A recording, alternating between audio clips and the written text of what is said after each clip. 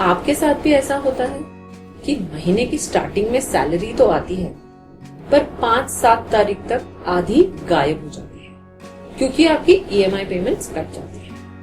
फिर हम कहते हैं कि पैसे बचते ही नहीं। सो क्या आप भी इस ईएमआई वाली जिंदगी जी रहे हैं? सो आज की हमारी पैसे की पाठशाला में हम इसी चीज के बारे में डिस्कस करेंगे।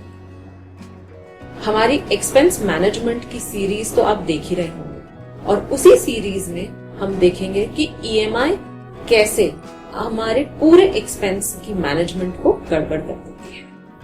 सो हेलो फ्रेंड्स, मैं हूँ सीए रुचि महेश्वरी और स्वागत करती हूँ आपका हमारे इस शो पैसे की पाठशाला में। हर मिडिल क्लास फैमिली में किसी न किसी चीज की ईएमआई चल रही होती है और ये ईएमआई हमारी दोस्त भी हो सकती है और दुश्मन भी। सो आज के हमारे इस प्रोग्राम में हम समझेंगे कि ईएमआई को दुश्मन ना बनने दें और दोस्त कैसे बनाए रखें। सो सबसे पहले समझते हैं ईएमआई लोगों को अट्रैक्टिव लगती क्यों है।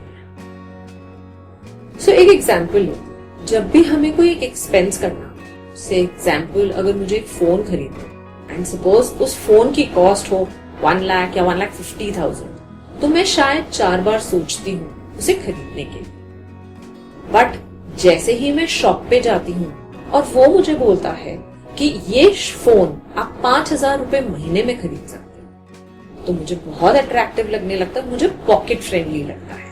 और यही वो ईएमआई का मैजिक है जिससे हमें एक्सपेंस करने में बहुत ईज लगने लगता है। सो इसीलिए हमें उस एक्सपेंस की बड़ी वैल्यू नहीं दिखती बट मंथली ईएमआई की कॉस्ट दिखती है और जो हमें काफी अफोर्डेबल लगती है।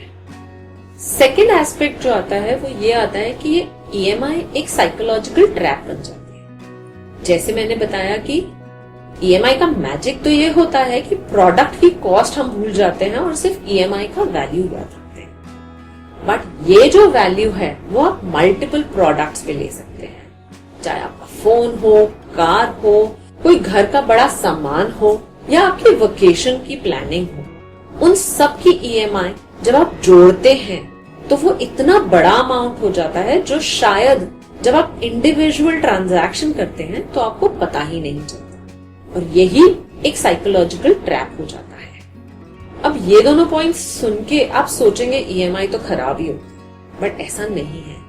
ईएमआई कुछ अच्छी भी होती है, तो हमें ये समझना चाहिए कि what is a good EMI versus what is a bad EMI. Good EMI normally वो ईएमआईज होती हैं जो आपको हेल्प करती हैं in terms of wealth creation या आपके फ्यूचर को बेटर करने के लिए जो आप ईएमआईज लेते हैं। यानी कि अगर आप कोई होम लोन की ईएमआई दे रहे हो या अपने एजुकेशन लोन की ईएमआई दे रहे हो, वो ईएमआईज गुड इसीलिए है क्योंकि वो आपके फ्यूचर को बेटर करें। इसमें आप बिजनेस एक्सपेंशन लोन की ईएमआई को भी कंसिडर कर सकते हैं। और बैड ईएमआईज वो होती हैं जो सिर्फ आपकी लाइफस्टाइल या आप किसी के कंपैरिजन में आके अपने स्टेटस को प्रूव करने के लिए करते हैं, जिनसे आपकी वेल्थ क्रिएट नहीं होती बट वेल्थ ड्रेन होती है। उन्हें कहते हैं बैड ईएमआईज। यानी कि आपकी वेकेशन की ईएमआईज या आपके फोन की ईएमआईज या आपके बड़े टीवी की ईएमआई या कोई भी ऐसी ईएमआई जिससे आपके सिर्फ एक्सपेंस बढ़ रहे हो, उन्हें बैड ईएमआई कहा जाता है। सो इसलिए हमेशा याद रखें कि गुड ईएमआईज आपको अमीर बनाती हैं बट बैड ईएमआईज आपको सिर्फ अमीर दिखाती हैं फॉर अ टेम्पररी पीरियड। सो अब हमें समझना है कि हमारी ईएमआई स्ट्रेस लेवल क्या है। ये स्ट्रेस लेवल कैसे पता चलता है? इसका मतलब होता है कि कौन से लेवल तक आप ईएमआईज को अफोर्ड कर सकते हैं एंड आपकी ओवरऑल वेल्थ क्रिएशन में शायद वो इम्पैक्ट ना करे। सो अब ये टेस्ट होता है बेस्ड ऑन आपकी ईएमआई का टोटल कॉस्ट आपकी टोटल इनकम के कंपैरेटिवली कितने परसेंटेज पे है। यानी कि अगर आपकी टोटल ईएमआईज जो आप पूरे महीने में देते हैं वो up to 30% of your net income हो तो दैट्स अ गुड और safe levels.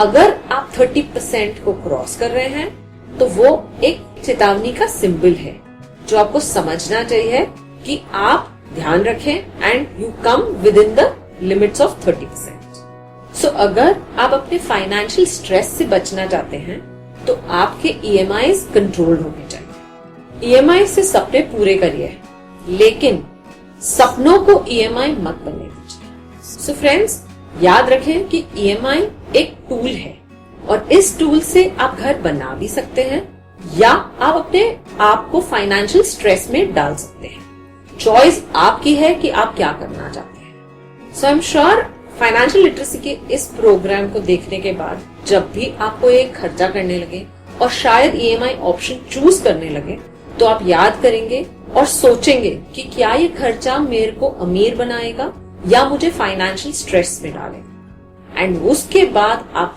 I am sure एक राइट डिसीजन लेंगे।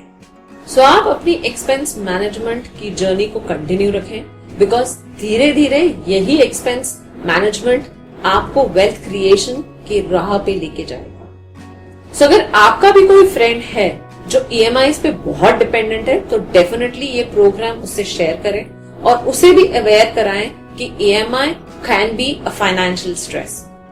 सो if you are not a subscriber for radio Dwarka तो डेफिनेटली हमें सब्सक्राइब करें, हमारे प्रोग्राम को लाइक करें एंड कमेंट करें, and stay connected on this financial literacy journey. Thank you.